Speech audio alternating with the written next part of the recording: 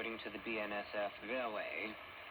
President Donald Trump on Saturday approved Arkansas's request for an emergency declaration for direct federal assistance to help the state with its response to storms, tornadoes, and flooding.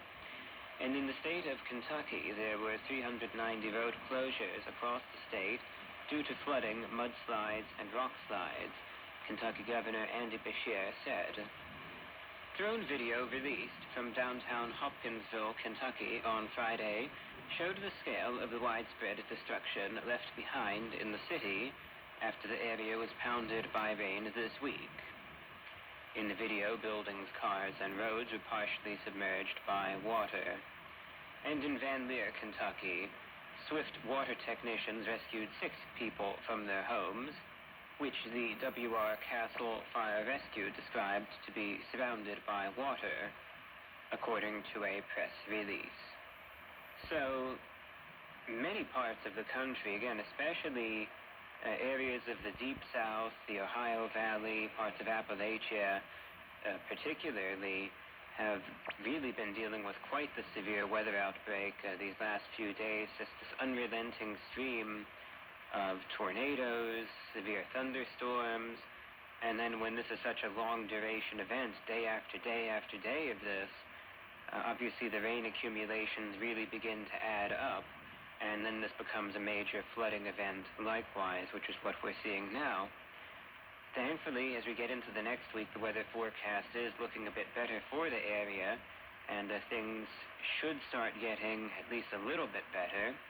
So the end is in sight, and hopefully at least, despite an active weather pattern that looks to be in the future, this tornado season, there will be a brief break at least, and hopefully things will stabilize a little bit. But very sad to see all the flooding and destruction to these areas that really, they can't catch a break.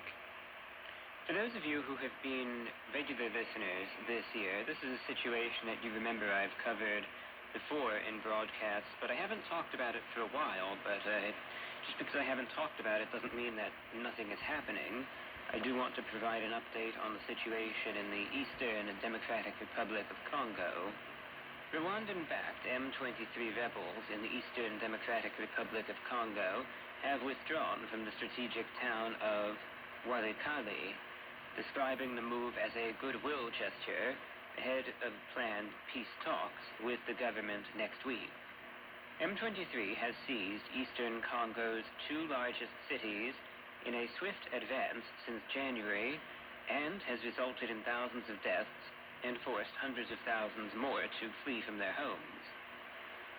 The fighting has raised fears of a wider regional war, as Congo's neighbors, Uganda and Burundi, have troops in the region.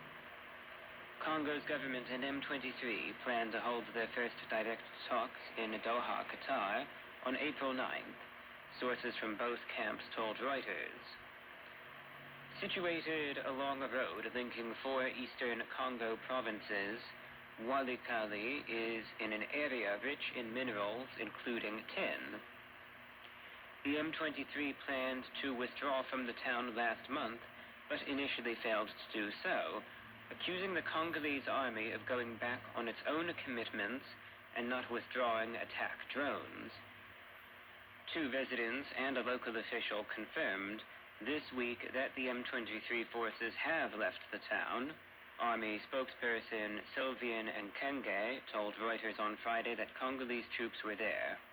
If the forces of the Kinshasa regime continue their provocations or attacks on civilians in the liberated areas and on our positions, this gesture of goodwill will automatically be cancelled, and we will eliminate the threat at its source.